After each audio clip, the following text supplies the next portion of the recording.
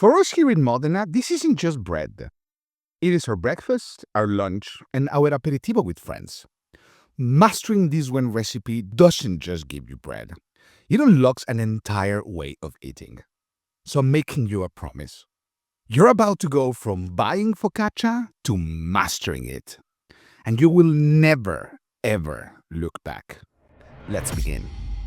All right, let's build the foundation of our focaccia. In this bowl, we're going to combine our liquids first. We have 335 grams of water, 50 grams of beautiful extra virgin olive oil, and 10 grams of salt. And now, for the heart and soul of this bread, 100 grams of Pablito, my sourdough starter. If you've been here before, you knew this was coming. For those of you who are new, this is Pablito. He's been my partner in baking for almost 2 years, and honestly, learning to bake with him has been a journey that completely changed the way I think about bread. The flavor, the texture, it's on another level. If you don't have a starter, you're truly missing out on the best bread of your life.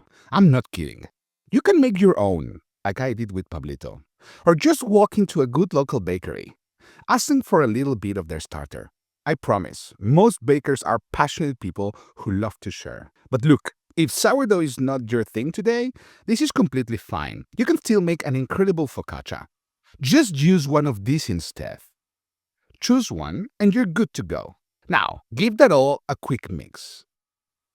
And finally, we add our flour. 500 grams of Manitoba flour. I love using this because its high protein gives the focaccia an incredible chew, that true bakery quality bite. If you can find it, a good all-purpose flour will still work beautifully. I'm using a Danish whisk because it makes quick work of this. But your hands are the original and best baking tool. Just mix until it comes together into a shaggy, messy dough. Don't worry about how it looks. Now, cover it and let it rest for 30 minutes. This isn't just waiting. This is where the magic really begins. Okay, 30 minutes later.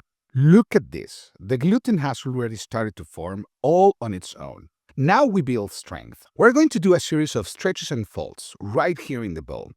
Just reach under the dough, pull it up, and fold it over. Give the bowl a quarter turn and repeat. Do this for about 5 to 10 minutes. You will physically feel the dough transform. It will go from loose and slack to strong, smooth, and elastic.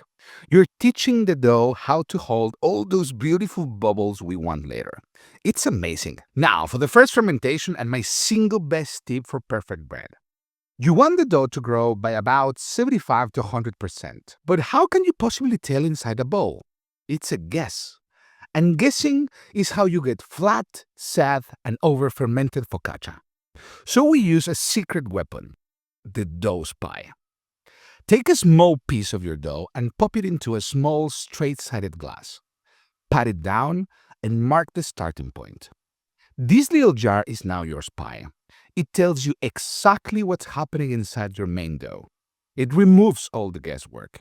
Forget about timings you read online. Your kitchen temperature, your starter's activity, it all changes things. Trust your spy, not the clock. Nailing this fermentation is the critical step to getting incredible results. And this little jar makes it foolproof. My friends, if you found this useful, a thumbs up is always appreciated. And if you want to master more recipes like this, be sure to subscribe and hit that notification bell. And our spy tells us it's ready. Now we prepare our tray. And I mean prepare. Be generous with that olive oil. Don't be shy. This beautiful oil is what creates that golden, crispy, almost fried crust on the bottom that shatters when you bite into it. Lightly flour your work surface. Gently tip the dough out of the bowl and transfer it into the tray. Add a little more olive oil on top and we'll do a couple of coil folds to build that last bit of structure for a beautiful open crumb. Now, cover it up and into the fridge overnight. This cold proof is where deep, complex flavor develops. The next morning, take it out and let it wake up at room temperature for about 2 hours. And now for the best part, focaccia therapy. More olive oil, a sprinkle of sea salt, and it's time to create those famous dimples. Don't be timid. Use your fingertips and press all the way down to the bottom of the tray. You're pushing all that delicious oil and salt into the dough. Time to bake. We're going into a preheated oven at 220 degrees Celsius or 430 degrees Fahrenheit on the bottom rack for 20 to 25 minutes. Every oven is a little different, so just look for that deep, beautiful golden color. Oh, just look at that. Take it out of the tray immediately and get it onto a cooling rack. And now for the hardest part of the entire recipe. You have to wait at least 15 minutes before you cut into it. I know it's torture, but it's worth it. And there it is. Perfect, fluffy, golden sourdough focaccia. Now that you've mastered the base, you can get creative. Rosemary, cherry tomatoes, thin slices of onion. The possibilities are endless.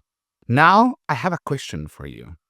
Drop your absolute favorite focaccia toppings in the comments below. I'm always looking for new ideas to try. Thank you so much for joining me here in my kitchen. Happy baking! Ciao!